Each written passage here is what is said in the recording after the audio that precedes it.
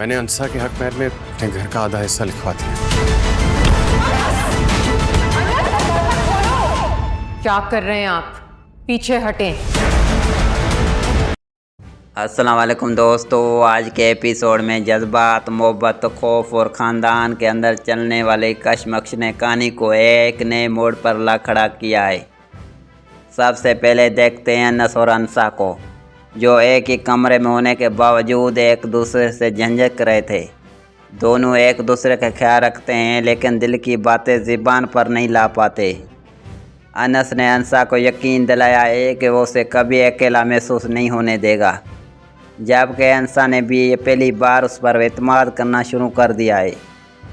دوسری طرف امرین کا انداز سب کے دل جیت لیتا ہے۔ وہ نہ صرف انسا کو اپنے گھر کا حصہ محسوس کرواتی ہے بلکہ دونوں کو ایک ساتھ بیٹھا کر کھانا بھی کھلواتی ہے، جس سے انس اور انسا کے درمیان فاصلے کم ہوتے نظر آتے ہیں۔ لیکن اصل جھٹکا اس وقت لگتا ہے جب انسا نے اپنے ماضی کے خوفناک خواب سے جاگتی ہے۔ اپنے والد اور بھائی کی باتیں یاد کر کے وہ ٹوٹ جاتی ہے، مگر انس اسے سنبھالتا ہے، اس کا سہارا بنتا ہے۔ صبح کے منظر میں چائے پر ہونے والی گفتگو نے سب کے دل جیت لیے ہیں۔ انسا نے اپنے والد کی یاد میں جذباتی ہو جاتی ہے تو انس وعدہ کرتا ہے کہ آج کے بعد وہ ہمیشہ اس کا ٹی پارٹنر بنے گا۔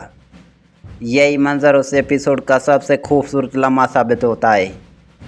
ادھر گھر میں ایک نئی جنگ بھی شروع ہو چکی ہے۔ شازیہ کو لگتا ہے کہ اس کے گھر پر کسی اور کا حق جتایا جا رہا ہے، جبکہ خاندان کے دوسرے افراد بھی دو گروپوں میں تقسیم ہوتے نظر آ رہے ہیں۔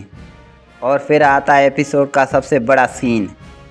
دادا سب کو اکٹھا کرتے ہیں اور واضح الفاظ میں اعلان کرتے ہیں کہ انس کا اس گھر میں برابر کا حق ہے، لیکن اسی دوران ایک ایسا راز چھیڑ دیا جاتا ہے جو پورے خاندان کی قسمت بدل سکتا ہے۔